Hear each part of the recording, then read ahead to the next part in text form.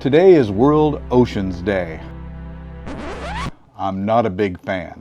I was there in Rio de Janeiro at the UN Conference on the Environment in 1992 when Canada introduced this idea for a World Oceans Day. That was the same conference where Gro Harlem Brundtland, the Prime Minister of Norway, introduced sustainability, which of course has become just a marketing term for business as usual. But I find it really ironic that Canada would introduce World Ocean Day, considering Canada's horrendous record when it comes to marine ecology.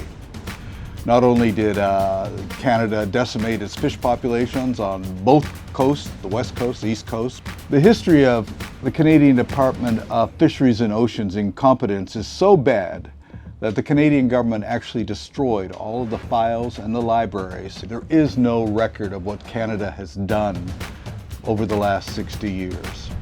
I was actually invited to speak to the United Nations in 2015 at World Ocean Day in New York. And that's the last time I spoke at that event because after my talk, I was notified that I will never be welcome back in the United Nations again to speak on World Oceans Day. Why? Because World Oceans Day is sponsored by the Nippon Foundation.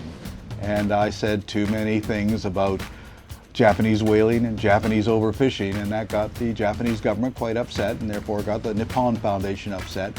So it's really strange that the World Ocean Day at the United Nations is being sponsored by a country which is actively involved with overfishing, killing whales, and so much destruction in the ocean, including the incredible damage caused by Fukushima.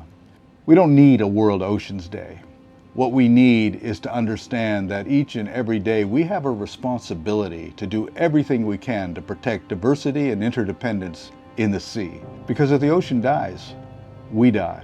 And the ocean is dying. Since 1950, we've lost over 40% of the phytoplankton in the sea, and phytoplankton provides up to 70% of the oxygen in the air we breathe and sequesters enormous amounts of CO2.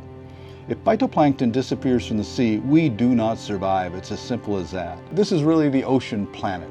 It's water in continuous circulation. Sometimes it's in the sea, sometimes it's in the clouds, sometimes locked in ice, sometimes underground, and sometimes it's in the cells of every plant and animal on the planet. We are the ocean, and we must do everything we can to protect diversity and interdependence so that the ocean can survive. Because if the ocean does not survive, we die.